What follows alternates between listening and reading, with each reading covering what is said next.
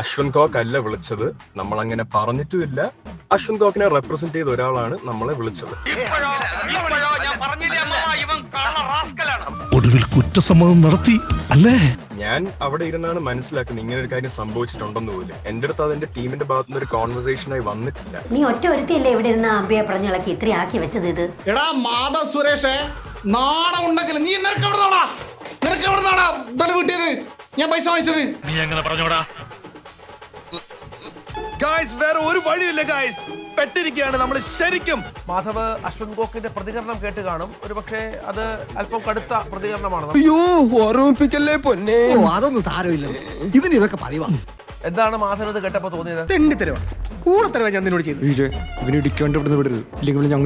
പ്രൊഡ്യൂസറും ഞാനും എന്തായാലും ആ പ്രസ് മീറ്റ് ഫുള്ള് കണ്ടവർക്ക് എല്ലാവർക്കും അറിയാം. അത് കഴിഞ്ഞുള്ള ന്യൂസ് 8 ഇന്റർവ്യൂ കണ്ടവർക്കും അറിയാം. We haven't said that. നിങ്ങൾ ഈ പറയുന്നതൊക്കെ ഞങ്ങൾ വെള്ളത്തിനായിട്ട് വിഴുമെന്നാണ് വിചാരിച്ചിരിക്കുന്നത്. വിഴുങ്ങിയേ നോക്കൂ.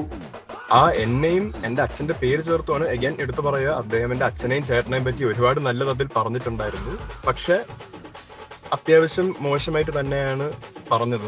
എന്റെ അടുക്കൽ നിന്നെപ്പോലുള്ള പരമച്ചറ്റകൾ വന്ന് ഇങ്ങോട്ട് വന്ന് സംസാരിച്ചാൽ മാത്രമേ ഞാൻ തിരിച്ചങ്ങോട്ട് പറയുള്ളൂ. ഞാൻ ആ സംസ്കാരത്തിനോട് യോജിക്കുന്നില്ല. പക്ഷെ എനിക്ക് ആകെ ഒരു കാര്യം ചോദിക്കാനുള്ളൂ, കോക്കേട്ട ആരെങ്കിലും നിങ്ങളുടെ പേര് ഉപയോഗിച്ച് ഇങ്ങനെ ചെയ്യുന്നുണ്ടെങ്കിൽ അതിന്റെ ഒരു സത്യാവസ്ഥ കണ്ടുപിടിച്ച് നിങ്ങളുടെ പേരും കൂടെ സംരക്ഷിക്കാനുള്ളത് നിങ്ങളുടെ ഉത്തരവാദിത്വമല്ലേ? നീ ഇതൊക്കെ ശ്രദ്ധിക്കണ്ട സതീശ. അത് കൊള്ളാം. ഇപ്പൊ പ്രശ്നം മൊത്തം എന്റെ മണ്ടക്കായ. അശ്വന്ത് കോക്കിന്റെ പേര് അദ്ദേഹം നേരിട്ട് വിളിച്ചിട്ടുണ്ട്, അദ്ദേഹം ക്യാഷ് ഡിമാൻഡ് ചെയ്തു എന്നല്ല നമ്മളിവിടെ പറഞ്ഞിട്ടുള്ളത്. അല്ല, ഞാൻ സംസാരിച്ചപ്പോഴേ ഒരു നല്ല പിള്ളേരാന്നേ പാവങ്ങള്. ഇനി ഒരു കുഴപ്പവും ഇവരുടെ ഭാഗത്തുനിന്ന് ഉണ്ടാവില്ല. ഇതെല്ലാം ഉണ്ടായിട്ടും അത്യാവശ്യം തെറിവിളി ഞാൻ വീണ്ടും കേൾക്കേണ്ടി വന്നു. സ്വാഭാവികം. അശ്വന്ത് കോക്കിന്റെ ഐ തിങ്ക് JSK റിവ്യൂ ചെയ്തതിലും അത്യാവശ്യം യു അണ്ടർസ്റ്റാൻഡ് ഇതുവരെ തീർന്നില്ലേ? ടാർഗറ്റ് ചെയ്ത് പറയുന്ന പോലെ തോന്നുവന്ന കാര്യം. എനിക്ക് അതിൽ അത്ര സിഗ്നിഫിക്കന്റ് ആയ ഒരു ക്യാരക്ടർ പോലും ഇല്ലായിരുന്നു.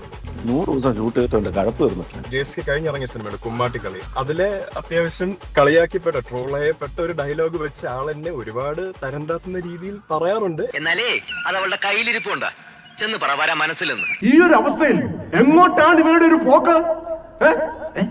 സബ്സ്ക്രൈബ് ചെയ്തിട്ട് വരാം.